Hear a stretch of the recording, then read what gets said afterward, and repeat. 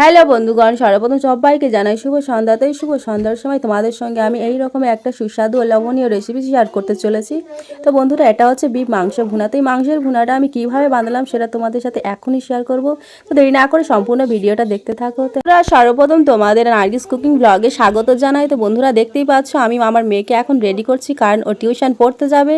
তো ওকে পড়তে পাঠিয়ে দিয়ে কিন্তু আমি আমার রান্নাটা সারবো। তো বন্ধুরা, আমাদের এখানে কিন্তু প্রচণ্ড বৃষ্টি হচ্ছে। তোমাদের ওখানে কি এরকম বৃষ্টি হচ্ছে? কমেন্ট করে জানাও।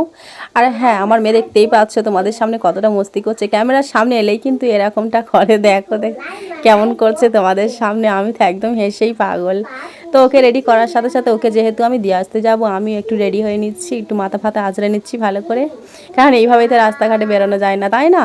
ওকে টিউশন পাঠিয়ে দিয়েই কিন্তু আমি যাব বাজারে, কারণ বাজার কিন্তু আমাকেই করতে হয় আমাদের। উনি কিন্তু এখানে থাকে না, উনি চলে যায় সকাল 6টার সময়, আসে কিন্তু রাত 11টা। উনি এখানে থাকা না থাকা সমান, সেই জন্য বাজারের সব দায়িত্ব কিন্তু আমার। তাহলে চলো এখন যা যাক মূল কাজে। তো বন্ধুরা, দেখতেই পাচ্ছ এখানে 500 গ্রাম বিফ মাংস নিয়ে নিয়েছি। এবার আমি মাংসটা দিয়ে দেবো পেঁয়াজের পরিমাণটা কিন্তু একটু বেশি হতে হবে, যেহেতু এটা ভুনা হবে। তো এবার দিয়ে দেবো জিরে সর্ষে বাটা, আদা রসুন বাটা, 2-3 চামচ মতো হলুদের গুঁড়ো ও 2 চামচ মতো লঙ্কার গুঁড়ো, আর দিয়ে দেবো 100 গ্রাম সাদা রিফাইন তেল। 100 গ্রামের বেশিও দিলে ভালো হয়। ও এবার দিয়ে দেবো স্বাদ মতো লবণ দিয়ে এবার এইগুলো সবগুলোকে আমি ভালো করে এইভাবে মিক্স করে নেব। এইভাবে অনেকক্ষণ ধরে কিন্তু মিক্স করতে হবে। তো তোমরা যখন মাংসের ভুনা বানাবে কিন্তু পেঁয়াজের পরিমাণটা অনেকটাই বেশি দেবে। পেঁয়াজের পরিমাণটা বেশি দেওয়ার কারণ হচ্ছে ভুনাটা গাঢ় হবে, দেখতেও সুন্দর লাগে, খেতেও কিন্তু দারুণ টেস্ট লাগে।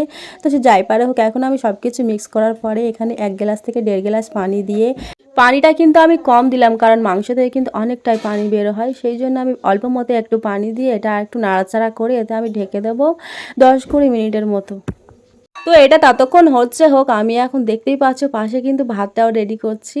তো বন্ধুরা, মায়ের সাথে কিন্তু এইবার একবার করে খুলে দেখে নিচ্ছি যে কত দূর হলো। তো দেখতেই পাচ্ছ পানিটা কিন্তু একদমই কমে গেছে। এবার পালা হচ্ছে কষানোর। তো বন্ধুরা, এতে আমি 1-2 চামচ গরম মশলা দিয়ে এইভাবে ভালো করে কষাবো যতক্ষণ না পর্যন্ত মাংস থেকে তেল ছেড়ে যাচ্ছে। গরম মশলাটা কিন্তু আমি এখন দিইনি, একদম লাস্ট দিকে দেবো। তো এখন দেখতেই পাচ্ছ, দেখতেই কতটা স্যাটিসফাইং লাগছে। একদম একদম কিন্তু তেল ছেড়ে গেছে মাংসতে, সেটা তোমরা দেখেই বুঝতে পারছো।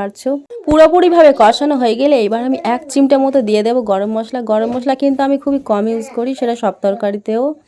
আর হ্যাঁ, দেখতেই পাচ্ছ মাংসটা কিন্তু একদমই খাওয়ার জন্য প্রস্তুত। তো এটা কিন্তু আমি একদম মানে মাংসের পানিটা, ঝোলটা, যেটা ঝোল বলা হয়, সেটা কিন্তু একদমই নেই। তো এই ঝোলটা করার জন্য আমি এখন আরও 2-3 কাপ পানি এতে অ্যাড করব। তো দেখো বন্ধুরা, তোমাদেরকে ভালো করে দেখিয়ে দিচ্ছি। আমি কিন্তু হাফ গ্লাস মতো পানি এতে দিয়ে দিলাম, দিয়ে এইটা আবারও ভালো করে একটু নেড়েচেড়ে চাপা দিয়ে রেখে দেবো। এই মাংসের ভুনাটা গরম ভাত রুটির সাথে খেলে কিন্তু দারুণ টেস্ট লাগে। তো তোমরা এই মাংসের ভুনাটা বাড়িতে বানিয়ে কিন্তু অবশ্যই ট্রাই করবে, আর কমেন্ট করে জানাতে একদমই ভুলবেন না। আর হ্যাঁ বন্ধুরা, তোমাদের কাছে একটা ছোট্ট অনুরোধ, আমার এই চ্যানেলে যদি তোমরা নতুন হয়ে থাকো অবশ্যই কিন্তু সাবস্ক্রাইব করে পাশে থাকা বেল আইকনটা প্রেস করে দেবে। তো বন্ধুরা, এটা এখন আমি একটা প্লেটে সার্ভ করে তোমাদেরকে দেখাচ্ছি। বলার কিছু নেই, সেটা তোমরা দেখেই বুঝতে পারছো যে কতটা টেস্টি হতে পারে।